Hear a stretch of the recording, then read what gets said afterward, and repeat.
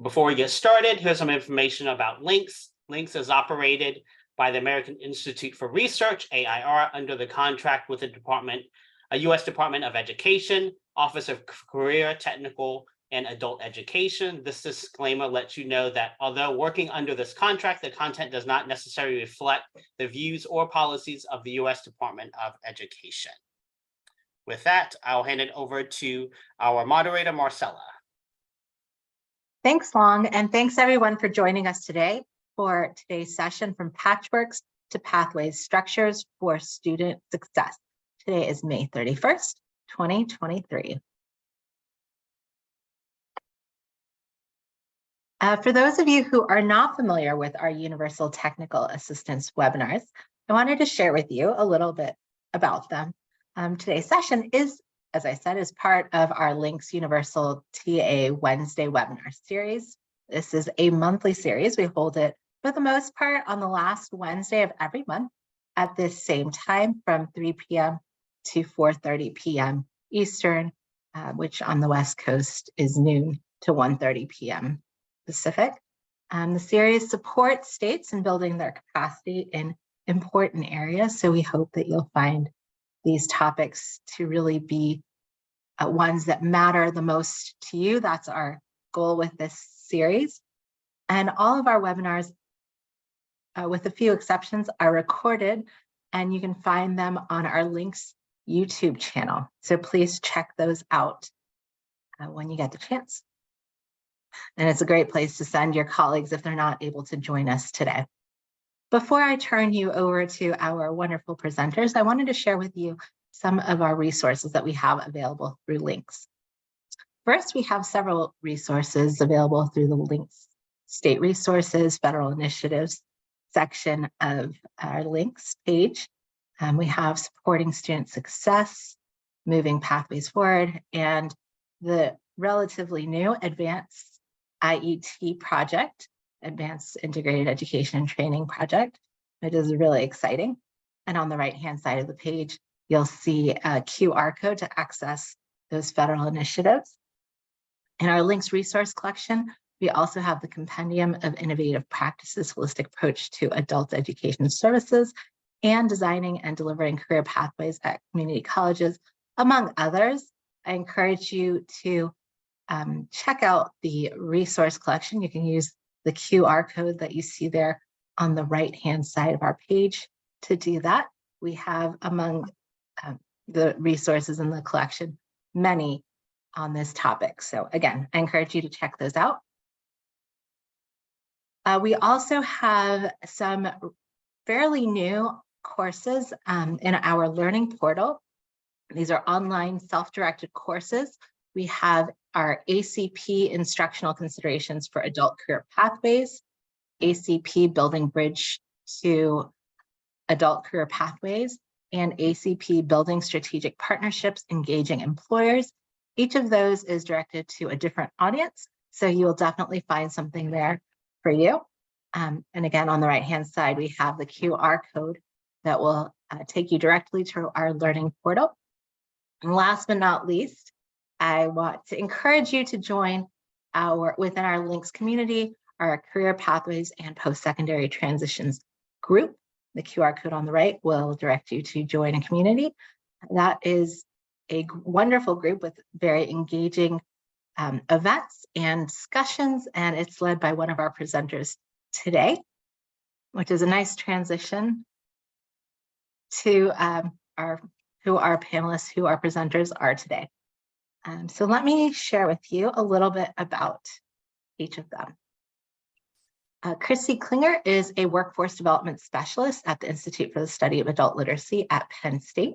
She also serves as the Career Pathways and Post-Secondary Transitions Group Moderator for the LINKS community. She was a group facilitator for the IET Design Project and Advanced IET Project, and is currently serving as a subject matter expert for the IET and Corrections Project.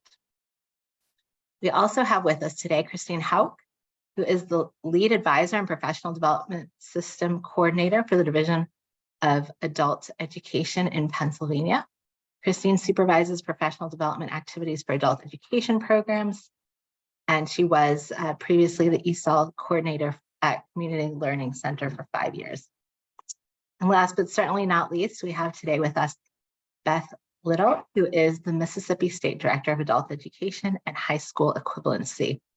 With over 13 years of experience in adult education, she served in many roles, but currently serves as a Secretary Treasurer for the National Association of State Directors of Adult Education, is a member of the Mississippi ACT State Organization, and is a recent graduate of the Mississippi Community College Leadership Academy. I'm so pleased to have all of you with us today, and I will now turn it over to Chrissy to get us started. Thank you, Marcella, and thank you all of you that are here with us today. And we're going to start by setting the stage through some interaction. So we're going to have a poll pop up on the screen, and we would ask that you respond in the poll, but if you do run into issues responding in the poll, you can put comments in the chat as well. So we're asking first what you feel your state might be doing well when it comes to supporting adult learner transition. So the first question asks what you're doing well and says, do you believe that there's a strong relationship between post-secondary education providers and adult education programs? And you can check as many of these as you would like. Is there adult education curriculum that is well aligned to post-secondary curriculum? Are there data sharing agreements in place with adult education program and post-secondary education providers? Is there targeted student support happening during enrollment in adult education and post-secondary education? Are college-ready skills integrated into the adult education? And finally, are learner goal-setting supports provided collaboratively by adult education programs and partners that provide student supports? So we'll give you a moment to check off all of the things on that list that you feel your state is doing well, and then we'll share the results. And once we see we have most everyone responding.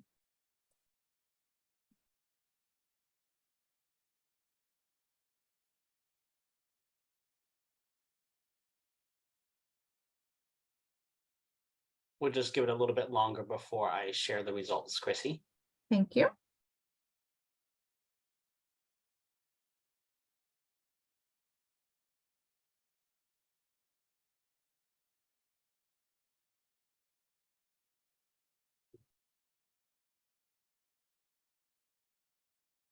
Give it about another 15 seconds.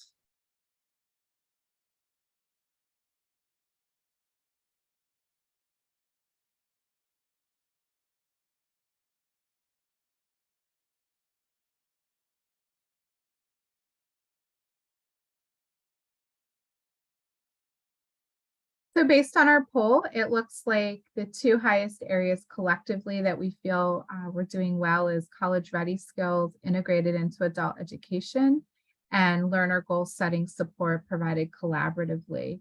So now we'll go on to our next poll question. Now we're going to ask you those same questions and categories, but this time think about where do you feel your state could do better when it comes to the learner support. So we'll give you a moment to check off all the ones that you would like to have your state possibly work on improving.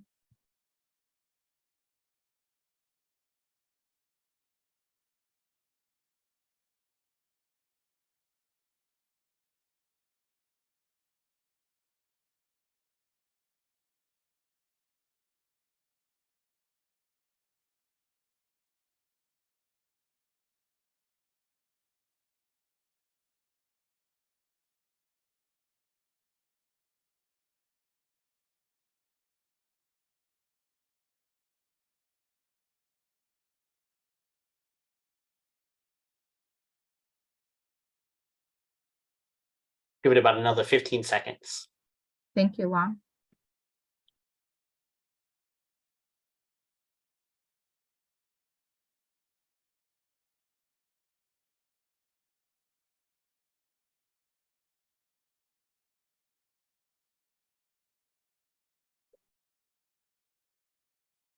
Okay, so it looks like in this category, our two highest, we're both at 63%.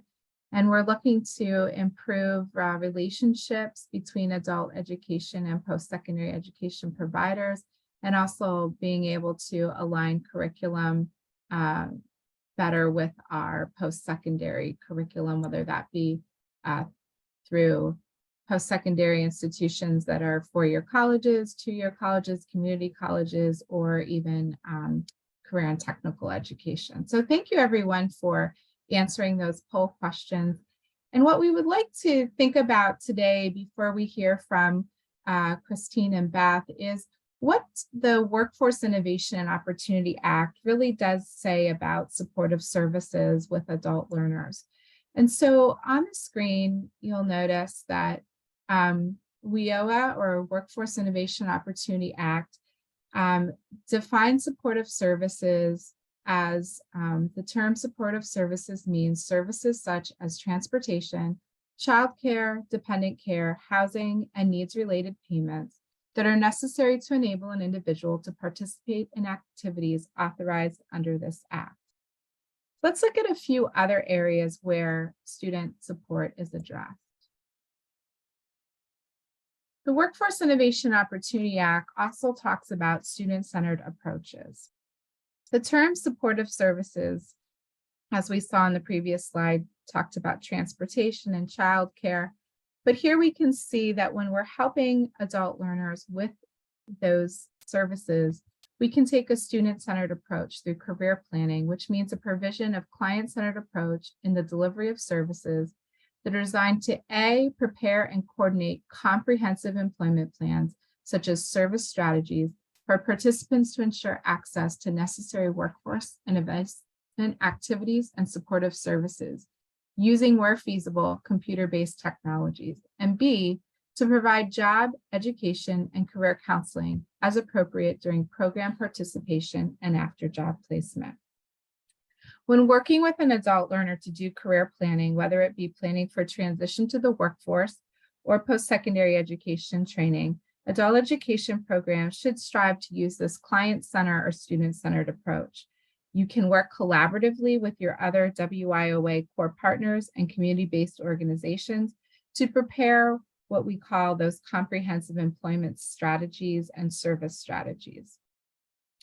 Again, thinking about technology and computer-based technologies, we want to make sure that we're working with our partners and making those services accessible to a variety of individuals. So now that we've looked at a few areas of the Workforce Innovation Opportunity Act that define student support services, let's ask one more poll question before we get to hear from Pennsylvania and Mississippi. How does career planning happen in your state? And this is a one choice only. So do you feel that your adult education program never does career planning collaboratively with partners, sometimes does collaborative career planning with partners, or always does collaborative career planning with partners? We'll give everyone a moment to weigh in on that poll.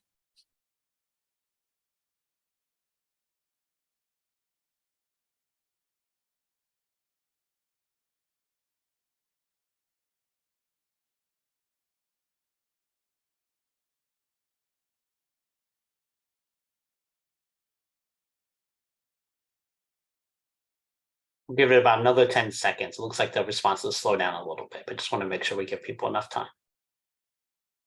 And again, if you're having any difficulties responding to the poll, you can put A, B, or C in the chat as well.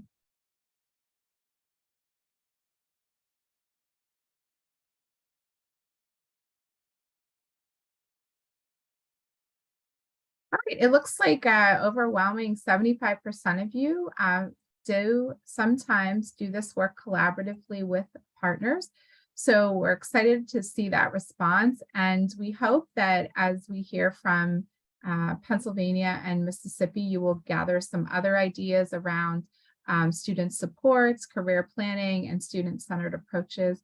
And with that, I'll turn things over to Christine. Good afternoon, everybody. I hope everybody's having a good day. We're having some great weather here in Pennsylvania. I hope, Chrissy, is it nice where you are there? Or you're kind of westerly. Yes, it's beautiful. I'm not sending any rain over. You're good. You're gonna have sun for a while yet. All right, yeah, you keep that to yourself. All right. And I'm sorry my camera's not on today. I've reconfigured all of my equipment and nothing's situated yet. So today I'm going to talk a little bit about Pennsylvania's approach to student support services. So when we think about support services, as Chrissy mentioned, we're thinking about kind of the barrier support and what we call transition support, the career planning, transition to post-secondary. And we in Pennsylvania have a strong commitment to offering this support in all of our programs. We want all of our programs to be involved in providing this. And we demonstrate that in a couple different ways. So one, student support coordinator is a required role. Every program has to have at least one staff person who fills this role. Education requirement for the position. Anybody in that role has to have a bachelor's degree. So we have that requirement. Hopefully they have, their major or their area of was, something like related to social services or at least education. In our grant applications, the most recent round of grant applications, our direct service grants, so that's our family literacy, our adult education, our IELCE grants, they all have an entire section of questions dedicated to ensuring that applicants will provide those services. And then there is additional professional development required.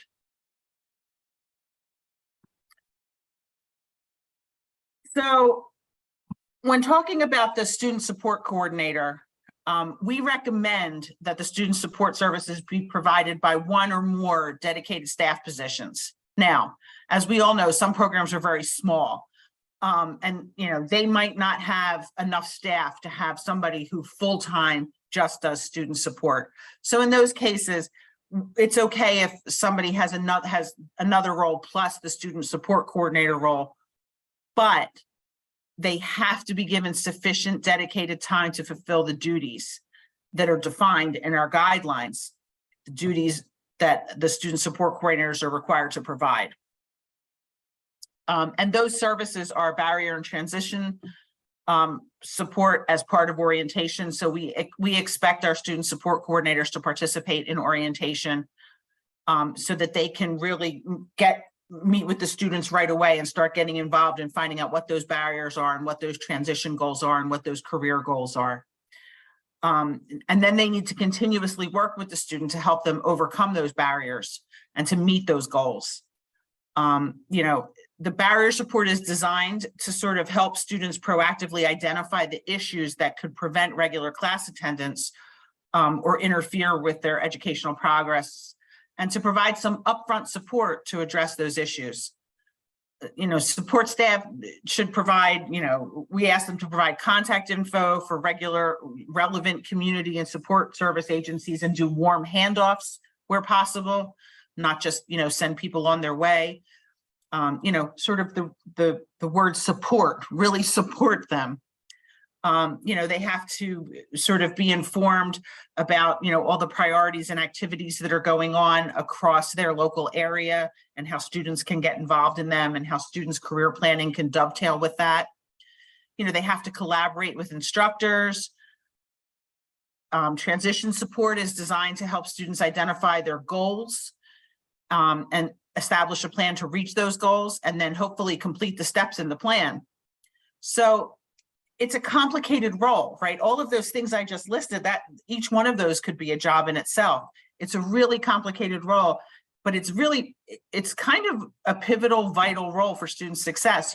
We all spend so much time talking about instructional quality, right? Everybody's always talking about instructional quality, which obviously is important, right? We're all educators, but it really doesn't much matter how high quality your instruction is if you can't get the students to stay in the seat, right? So if the student's not there in that seat, it doesn't matter how great your instruction is. So the student support coordinator is such a pivotal role in making sure the student is able to sit in that seat and able to learn what they need to learn and able to meet their goals.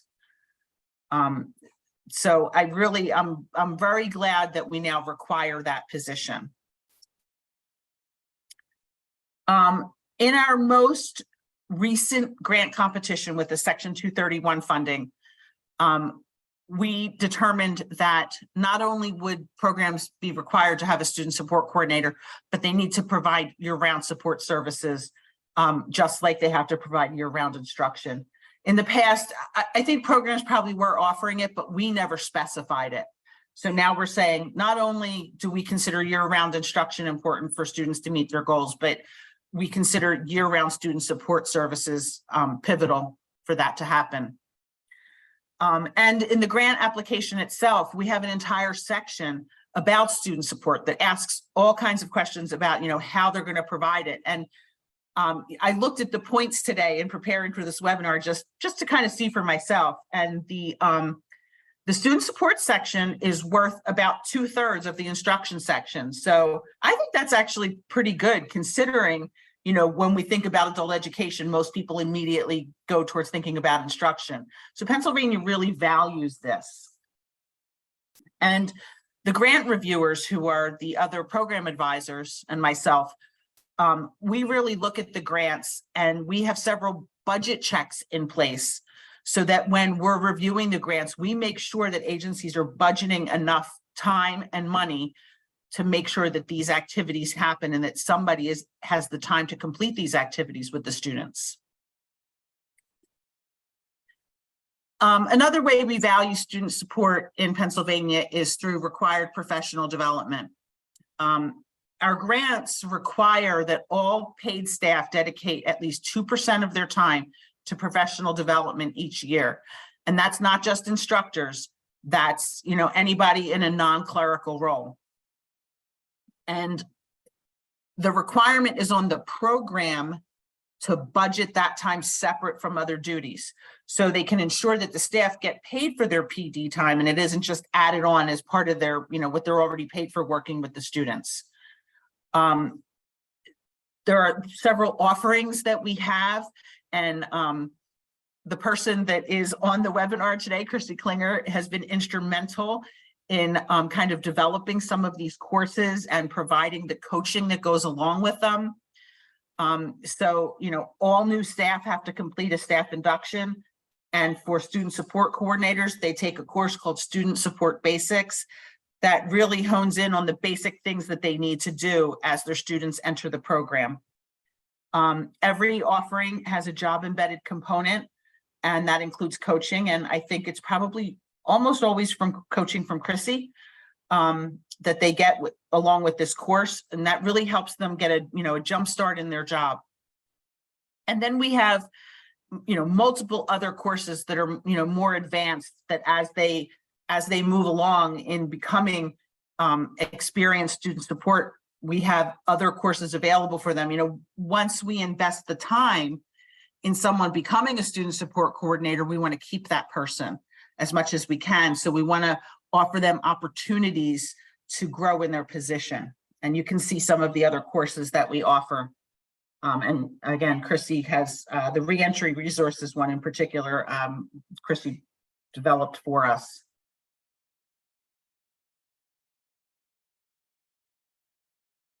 Having a dedicated staff member on one of the funded leadership projects has really been a boon. It has made all the difference in the world in the support we give as a state to our programs. So our professional development system uses leadership money under Section 223 to fund 7 projects. One of those projects is called the Workforce Development System Liaison Project.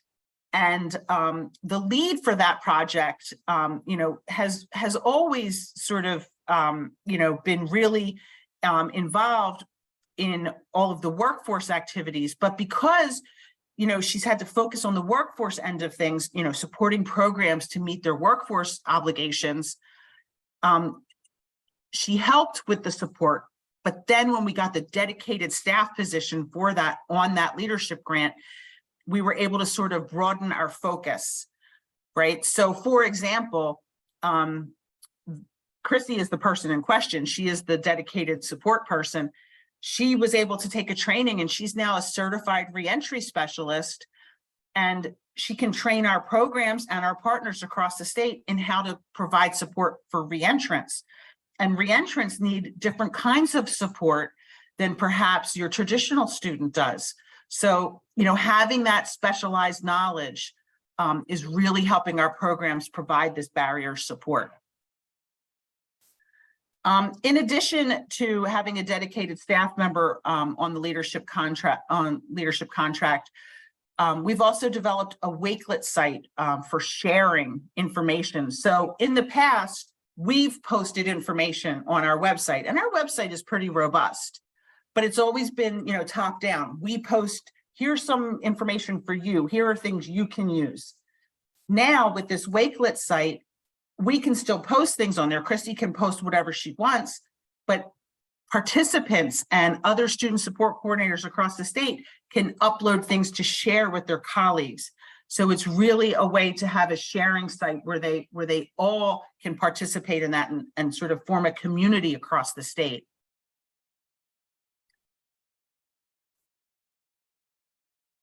And Long, did you put the link for that in the chat maybe? Yes, I just did. Okay, great, thank you. I want to also mention some work that we do related to student support. At the state level, we've been working with our partners in labor and in community and economic development and health and human services, as well as OVR, our vocational rehabilitation partners, to cross-train our staff. And the idea was that, you know, I think in that poll, we talked about how are we working with partners, right? If we're all working with these co-enrolled students, you know, how are we putting our efforts together so that the partners are working in concert and not working on different aspects that you might contradict each other?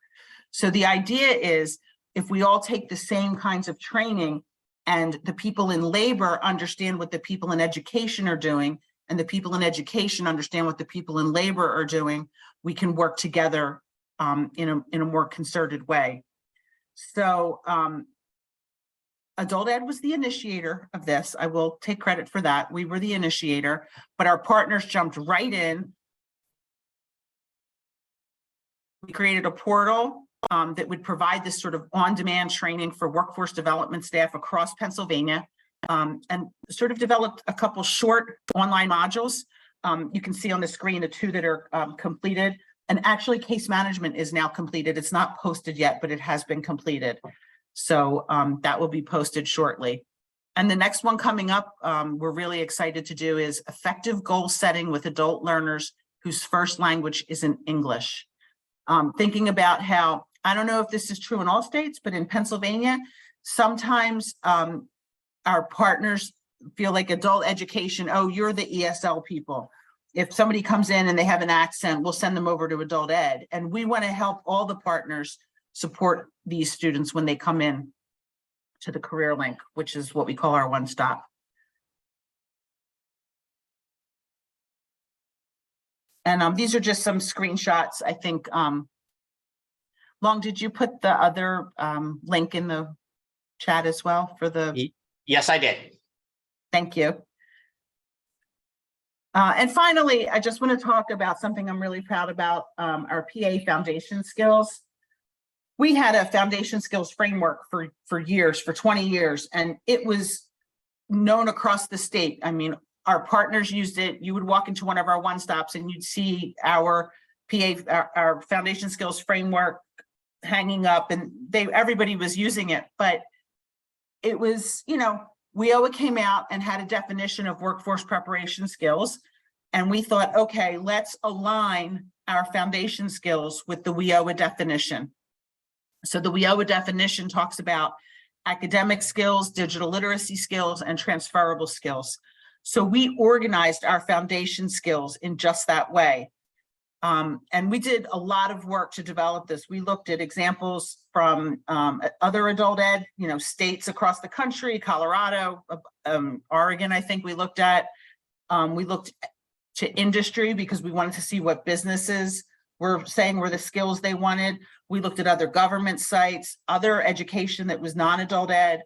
We made this huge crosswalk spreadsheet, and then we started to consolidate them and see where the similarities were. And we've had a lot of success with this. Teachers can use it, when they're designing their lessons, but the student support specialists can really sit down and go over this individually with students to see where their strengths are and where, if you already know your students' goals and you find the gap, you can work towards that then. So this is really a great tool for student support specialists to use with our students. So I talked fast. I wanted to get in my time frame. I didn't want to go over. You can see here our foundation skills, and I'm sure Long put the link in so you can go explore them on your own later. But that is how we see student support services in Pennsylvania.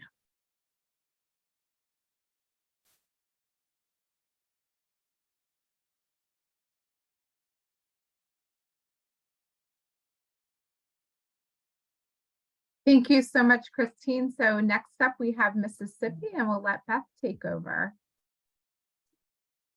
Good afternoon, everyone. And Links, I just want to thank y'all for inviting me here today to share what we're doing in Mississippi. And I have a tough act to follow. Wow, lots of great things going on. I had special door prizes for everybody that was on this webinar today that had your camera on. So I think I'm only going to be able to send one out. So it's Chrissy, you're the lucky lady today. Oh, exciting. What do I win? Well, I'll let you know. Okay. I'll send you some Mississippi swag. How about that? That sounds good. Thank you. No, but thanks again for inviting me on. And a lot of things are very similar to other states. And so when it comes to structures for student success in Mississippi, we begin putting things in place as soon as they enroll in our programs. There we go. So during intake and orientation, all students fill out a comprehensive student success plan. That's what we call it here in Mississippi, which includes demographics, barriers to employment, requests for accommodations, assessment results, goals, exclusions, and more. This information lets our instructors and navigators know what referrals may be necessary to address the barriers that may be preventing students from attending classes in the future. It's also a great way for students to get to know the staff as they begin this process. And because, as you know, when they come in our programs, they're often very shy, they lack self-confidence. And so that starts building that rapport between them and the staff at the adult education program. And we realize that they're not always going to open up initially. And so therefore we require the staff at the local level, it could be an instructor, it could be a navigator, but someone to review those goals and their barriers once a student post-tests, or if they transition into post-secondary education. In Mississippi, we have a hub, which is an online portal that links all core partners. So if you think about a server that branches out to computers, that's similar to what this concept is in Mississippi. It's housed at Mississippi State University. And it allows each of the core partners to make referrals in real time. There are a set of questions that each core partner is required to ask. The first being, do you have a high school diploma? So for those that do not have a high school diploma, regardless of which office or which core partner you enroll in, we immediately get a referral here at the state office or at a local program, depending on how detailed the information is that's entered into the system. Letting them know that, hey, we have someone that is in need of a high school diploma or lacks their high school diploma. The next asks if you're employed, and if the answer is no, a referral is made to the Department of Employment Security. The next is, do you have trouble buying food for your family, or are you the parent or caregiver of a child younger than the age of 18 living in your household? For those, that would be a referral automatically to the Department of Human Services. So basically, as you can see here, the premises is there's no wrong door as far as where participants in the state enroll or seek services. From that point forward, the referrals are made to the appropriate core partner. So after the student success plan is completed, the next step is to identify the transition pathway early. We really want our students to start thinking immediately about what is their next goal. Is it employment? Is it entering in post-secondary education or training? What is it that they're here for, and where is it that they're wanting to be once they complete our program? And these results may vary. It could be just to obtain a high school equivalency and go into the workforce, or it could be to get your high school equivalency and enroll in post-secondary, or we also have IETs, or integrated education and training programs in Mississippi. So some students may want to take advantage of that and work on their high school equivalency preparation while enrolled in CTE or workforce. So most often though, like all students across the nation, I'm sure most of them come to us and really don't know what they're wanting to do. And so to kind of help assist with that, we give everyone a career interest survey. This is included in our Smart Start course, which is a 45-hour course of study that consists of basic skills instruction, career awareness, and necessary skills. So in the career awareness portion, students are provided with career counseling, job search strategies. They create their career goals, learn about financial awareness, and a number of other topics. In the necessary skills portion, they learn about communication, teamwork, work ethic, how to send emails, problem solving, critical thinking, a lot of things that employers these days say that people are lacking when they actually get employed within their companies. And then, of course, the basic skills portion where they receive basic skills instruction as well as work in work keys curriculum. Mississippi is a heavy ACT work keys state. I don't know if all of y'all are, but that's why we decided to implement this curriculum into our Smart Start course, because it is valued here by the employers in our state. So by the end of this course, students have a better idea of what they're interested in and which pathway they'd like to pursue. Some colleges in Mississippi even offer college credit for completion of this course. Not every college does, some do, and it could range from 1 credit to 3, which is honestly a very big deal when it comes to students, because if you've got someone that comes from a family that's never been in college, and they automatically, after going through this course, are earning college credit, that's huge to them. I could spend an hour honestly talking about the Smart Start course, but that's not the purpose of today. So if you'd like more information on that, you can just reach out to me. So to take it to the next level, most programs have implemented an adult education day where the students are given a tour on campus and they visit the various CTE and workforce classes. They're allowed to interact with the students and instructors and learn more about the course, how long it takes, and potential salary. So that really is an eye opener for a lot of our students. I actually went on one of those tours one time, and by the time I finished, I honestly thought about changing my career and going into precision manufacturing when I found out what that salary was. But I love adult education, so here I am. So we also have a heavy emphasis on employee partnerships. Some employees provide presentations as part of our Smart Start course. For example, during the financial awareness section, we may have someone from a local bank come and speak to the students about opening a checking account, line of credit, applying for a loan, what loan sharks are, and they could even participate in mock interviews. So that could look like a number of different ways. But it starts kind of when students see these employers come into the class and participate. It's really very interesting to see how they kind of let their guard down and they start to become, trusting of others and not as fearful when it comes time to applying for a job in the future. A lot of our programs are also connected to the Governor's Job Fair Network. And with this, they'll assist during the job fairs where they meet new employers in their areas. And there's also a strong relationship between our community college, CTE, and workforce departments at the local level, and AE is often included in those conversations or may even sit on the advisory council meetings. We knew in Mississippi that our CT and workforce departments have strong relationships with employees in their communities. So it was something we didn't want to kind of recreate that wheel. We wanted to take advantage of that relationship that already existed and just kind of build from that. All right.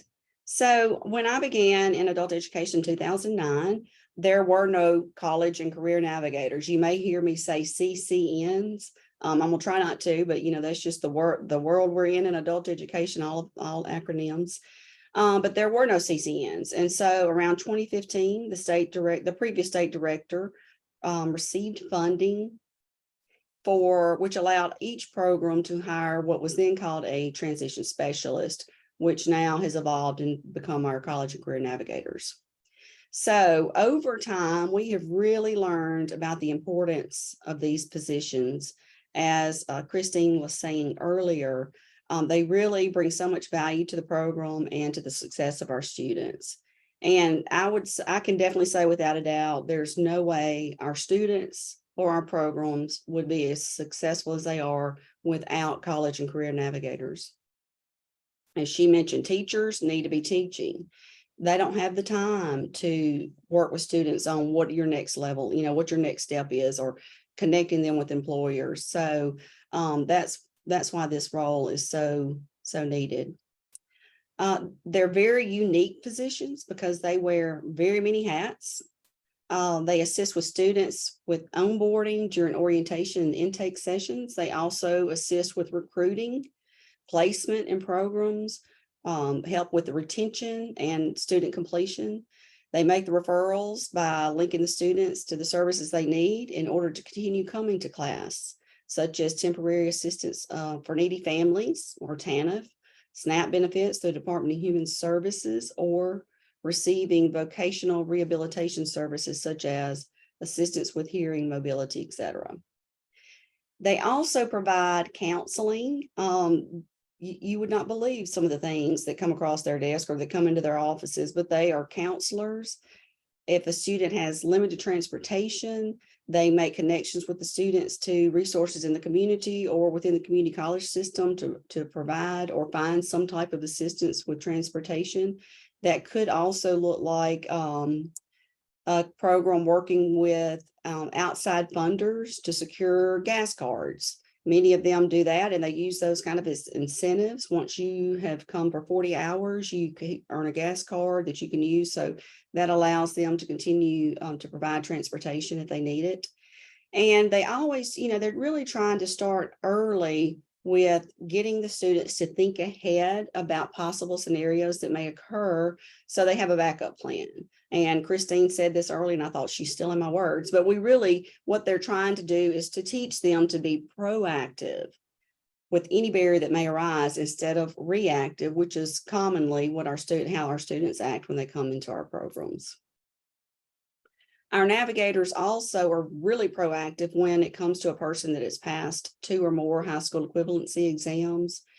They really want to start meeting with them on a regular basis, maybe weekly, it could be bi-weekly, and to make sure that they're on track for pursuing their transition into employment or post-secondary education and training.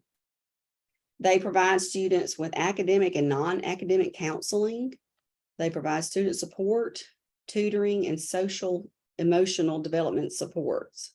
I don't know about y'all, but I think this is pretty consistent across the country, but we've really seen an increase with mental health concerns with not only our students, but our staff as well. And so every program has a resource guide that has resources in their community that they could call at a moment's notice to connect students to assistance.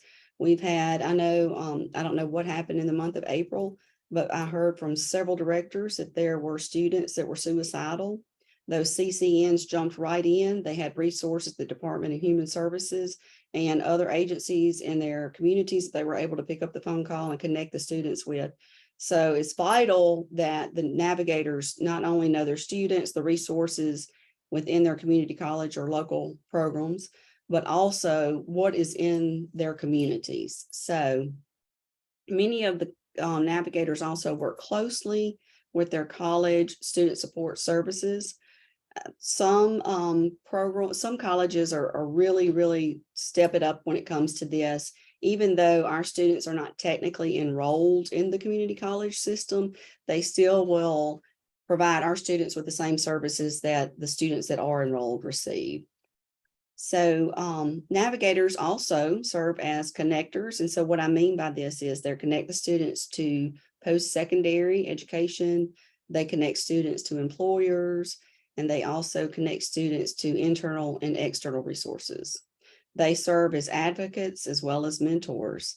So our navigators have a unique personalities and are extremely versatile. They have to be at all times. So on the screen is just one of our college and career navigators here in the state of Mississippi, and this is Sheila Woodfork Thompson. She is our college and career navigator at Holmes Community College.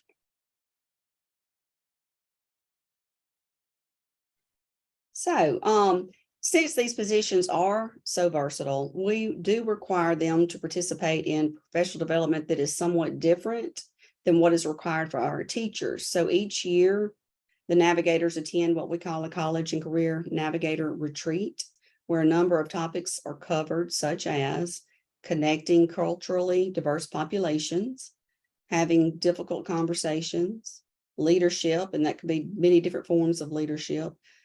We have people come in to provide community resources. We have topics such as coaching and mentoring, and diversity, equity, and inclusion. In addition to this, they attend quarterly meetings to discuss best practices and challenges that they may be facing. And they also share resources. That is set up through someone here at the state board on our staff. She actually oversees the college and career navigators for the state, and she reaches out to them and schedules these quarterly meetings. And I'll tell you, some of the best discussions that come from the meetings where they're able to share what is happening in their programs.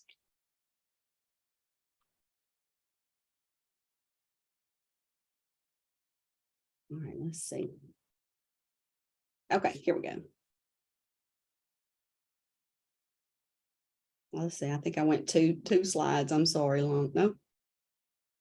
Okay. So when it comes to supporting post-secondary transitions, we focused on determining what are the main barriers or challenges our students face, such as navigating post-secondary education enrollment, which could be the FAFSA, as most of you know, and understanding how to apply it, which office handles what, and looking closely at the barriers as well. So when I came on board here, state director in 2020, our previous state director kind of started this concept that you see here on the screen. And it's a circle that it's with four different levels. And so as you'll see, the student is at the center. So in Mississippi, the student is always at the center of everything that we do. And so we really want to focus on their needs. What do they need? What can we do to eliminate barriers to help them to be successful in whatever it is that they decide to do once they leave our program? So in the second level, you'll see we have our Smart Start course. We talk about transitioning services. They are introduced to digital literacy, and this could also be an accelerated approach, which what I mean by that is this is where our IETs often come into play. So our students are working on their adult education basic skills or high school equivalency preparation while enrolled in post-secondary education or training or the workforce, whatever that may look like. So another thing, moving on to the next circle, we really got to thinking about what are the things that we're doing well in Mississippi and how can we use that and build off of that to improve what we're doing with our students. And so one of the things that we at that time were doing, what we felt like was very well, was the integrated education and training, which in Mississippi we call MyBest. So once we had the student supports in place and felt like we had supports for our students to eliminate barriers or address barriers or connect them to resources to provide them services to address whatever barriers they're facing.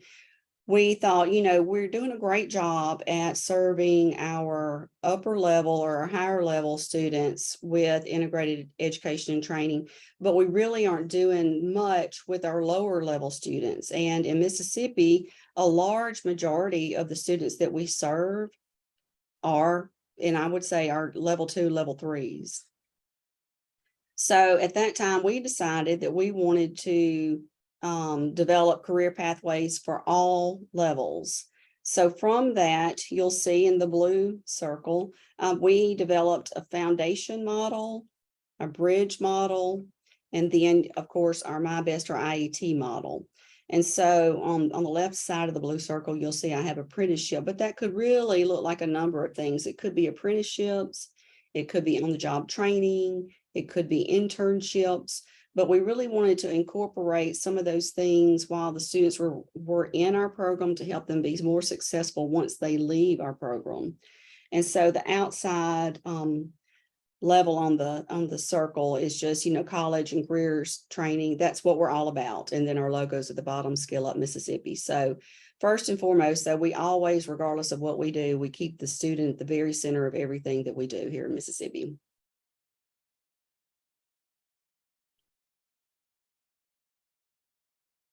Okay, so I wanted to share with you, this is just kind of a little extra. We were told we had a little extra time, so I wanted to kind of give you a visual of exactly what the career pathways for all levels looks like. This is just a little template, and then I'll give you a more definite sample now on the next screen. So what you'll see on the screen is a gray arrow that begins in the lower left center, and it has a trajectory curving up to the upper right with 3 points along the way. And there you'll see the foundation level, the bridge level, and the MyBest level.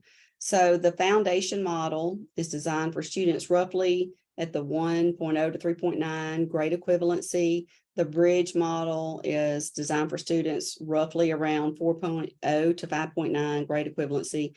And the MyBest model, of course, is for those that are a little higher. So on the next screen, I have a visual for you that could show you exactly what this would look like at a community college with an automotive technology pathway.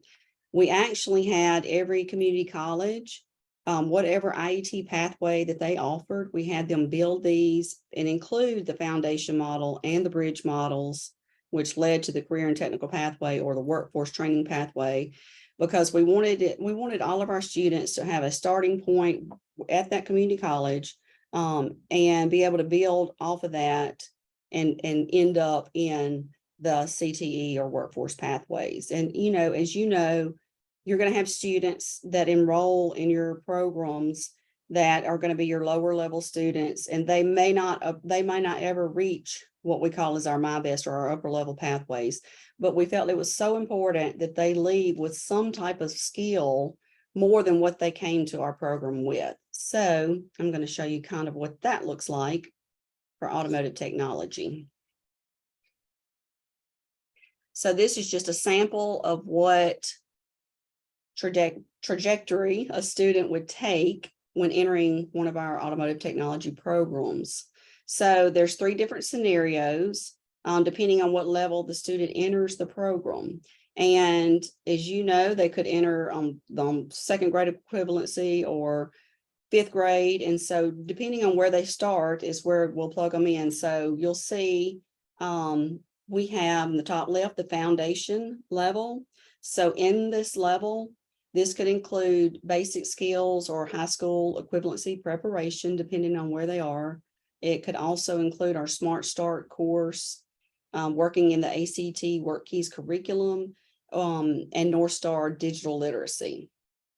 So from there, we go on to the bridge level. And this is for students, as I mentioned, around the 4.0 to 5.9 grade equivalency. So in this level, students could work on the high school equivalency preparation, Smart Start, our Smart Start course, including ACT Work Keys curriculum. And here we could introduce things to them like forklifting or OSHA 10. We also in Mississippi have something that's kind of unique, I feel like, and it's built off of 180 skills. I don't know if you're familiar with that, but in Mississippi, we call it our online workforce college. And so it's where students are able to go online and actually work in curriculum, and they're starting to be introduced to some of this terminology, information that are in these pathways. And of course, this is online, so it's preparation up to the point of before they go into the actual program and receive the hands-on training. So then next you'll see we have our My Best level. This is for the students 6th grade and up. And that could vary sometimes. It just depends on the student that comes in, how dedicated they are, how fast they're progressing. So, but in this level, the student could work on the automotive technology course offered at the community college while they're working on their high school equivalency prep, automotive service excellence certification, the online workforce college I mentioned a minute ago. And this also could include the on-the-job training, apprenticeship, work-based learning, or internships. So, and finally, as you see, the last thing on the screen is employment. So ultimately, all 3 of these levels, regardless of where the student starts, should end up in employment. That is the end goal. So one more thing I would like to mention before I close is we really took a look last year. We wanted to look at how can we show outcomes for our navigators, kind of what is the return on investment, because we felt like this is such a critical position in Mississippi. And so we use LACES, by Literacy Pro, that's our data management system. And we have measurements, as y'all know, in adult education for everything, for the students. You can look at things for classes, for teachers, but there really was nothing per se for the college and career navigators. And so we utilize in there what is called workshops, and that's where they go in, and anytime they're providing students with any type of student support service, they document what they're doing. They actually, let's say it's a FAFSA workshop, they'll go in to there and list the FAFSA workshop, the students that attended, and a little short narrative on exactly what it is that they're covering that day. It could be campus tours. And so that's something that we just decided to do here in Mississippi, to have some type of evidence when the time comes around to show our legislators, the value of this position, the importance of it when it comes to student support structures. And if you'd like to know more about that, don't hesitate. Just reach out to me and let me know, and I'll be glad to share with you what we're doing in that aspect. And so, Chrissy, I'm going to turn this back over to you. Oh, I forgot this part. I'm so sorry. Okay, so I'm jumping ahead of myself.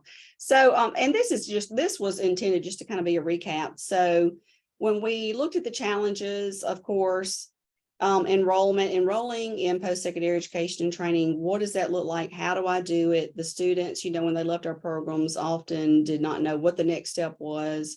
So that's where the navigators would come in and provide guidance on that. What is a FAFSA? Oftentimes they could not get the information that they needed from their parents, because parents were afraid that if they gave the information, or if they reported this information, they would lose benefits. We provided guidance and counseling around that, but it's still something that we struggle with here in Mississippi. There's multiple offices on campus, just like every college campus around the nation. And so the students were really having trouble navigating, which office do I go to? Who do I talk to? What do I do in this office? And it was confusing. So that's where we had the people from the various offices come and actually participate in the orientation to become familiar with the students, or for the students to be able to come familiar with them. Funding is a huge challenge. We, in Mississippi, our funds were kind of already allocated for many things. And so it was finding the funding to be able to provide college and career navigators for the student support services for all of our program. And so the Department of Human Services in Mississippi has really been an asset for that, as well as Kellogg Foundation. We've worked with both of them very closely to provide not only funding for college and career navigators, but also for student support services. Teachers lack the time to address student needs. They're there to teach. They do not have the time to transition or work on career goals with the students. And also they struggle with being able to link the students to employment. So that's again why it was so critical and crucial that we had the college and career navigators. And then lack of support internally and externally. So what I mean by that is the lack of understanding what supports are available internally within the community college system and externally within the actual community that they're living in. So from that, these are the best practices that we developed as a result of this. And so, introducing the pathway early helped to address this, scheduling the campus tours, providing student supports via the college and career navigators, where they address the barriers early. They make the referrals to the core partners through our centralized hub in the state, and securing additional funding. Many students, as you know, Christine mentioned it earlier, transportation is an issue, childcare is an issue. Students need funding to pay rent. They may need funding to pay utilities. They may have something that they need expunged. So just being able to secure additional funding for student supports that we can't use Title II funding for is very important. And we have many partners around the state that do assist us with that. And then, of course, the college personnel visits. It really makes a big difference. I mean, I don't know if y'all remember actually when you enrolled in college and going to the various offices, but it is intimidating. So actually having the personnel from the various offices come and just sit, and get on the students' level and just talk to them, and the students can see that they're real people. They're here to do a job and they're wanting to help the students. That's really made a big difference in our community colleges' relationships with our adult education students. So, and then of course, we could not do this without the partnerships and collaboration with our community partners and local businesses. Okay, now, Christy, I'm going to turn it over to you. Thank you so much. I hope everyone was really able to take all that in as we again see what WIOA defines as services and student-centered, and we see these concrete examples from both Pennsylvania and Mississippi of how that's working, and also thinking about how important it is to work with our partners. We can't do all this work alone to support students, and so it's important that we build those relationships with our partners. I want to take time to open up for questions for Beth or Christine, so you can unmute and ask questions or any comments you might have, or you can use the chat. So we'll just pause for a moment in case anyone wants to unmute, or if we have people typing in the chat.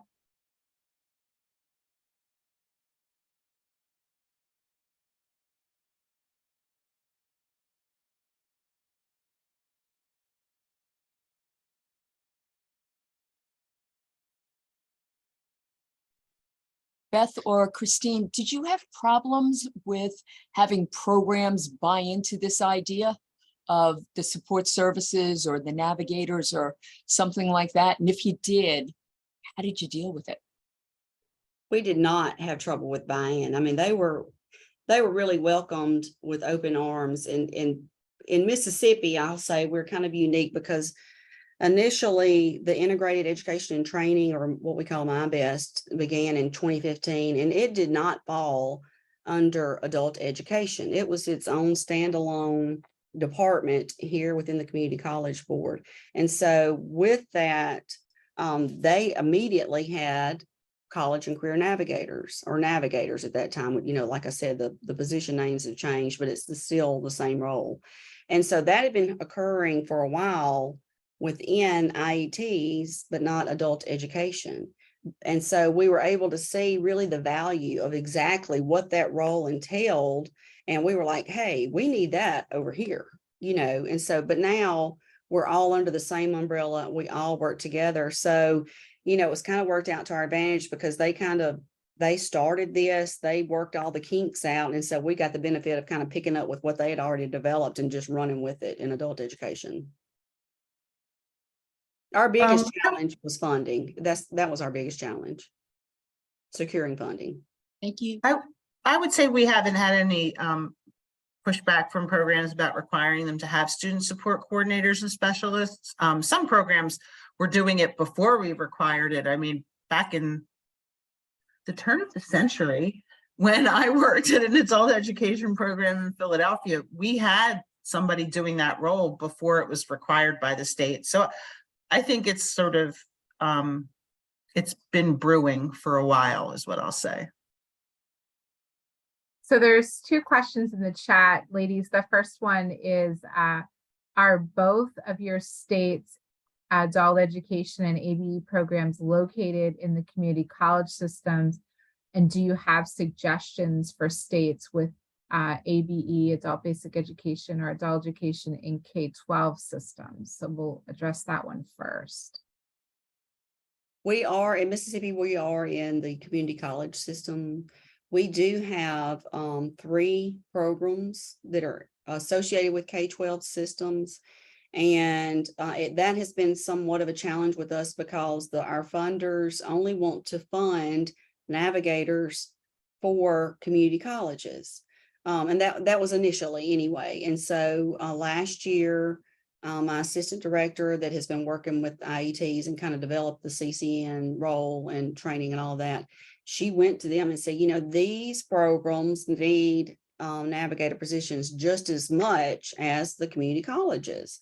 And so at that point, we were able to provide the funding for them to be able to hire a navigator, but it took a while.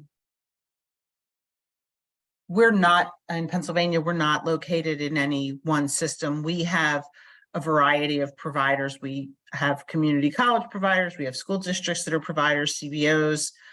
So we're not governed, we're directly in the Department of Education. So I don't really have any suggestions for having to deal with your K-12 system. I don't really actually know a lot about that. And the next question is whether either of you can share any type of position description for the CCN or the language that's maybe used in the grant to show that it's required. Absolutely. Chrissy, could I send that to you and you somehow get it out or post it, or how could I do, or they could email me? I think we can, yeah, I think we can add it to the resources when it's posted on the YouTube channel, or people can direct you, can contact you directly. Okay. Yeah, I just put my email address in the chat, Karina. If you want to email me, I can certainly send you back whatever I have. And then we just had some other comments that it was a great presentation and they really appreciated sharing the story and the resource links. So I don't see any other questions. We'll just pause here for a minute to see if anyone else wants to unmute.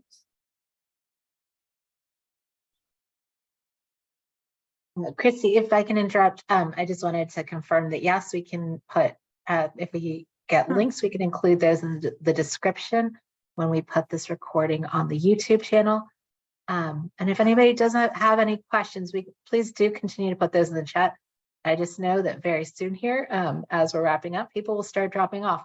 So I wanted to make sure that we got to our last poll for today to find out if you are interested in continued support on this topic.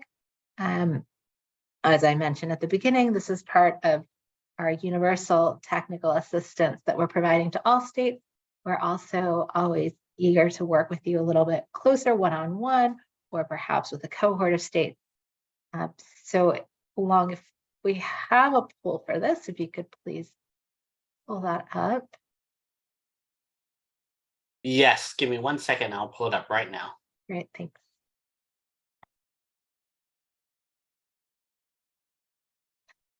And so I just asked if you're interested, yes, maybe, or not right now. We know that everybody has a lot going on always, but now feels like a particularly busy time of the year.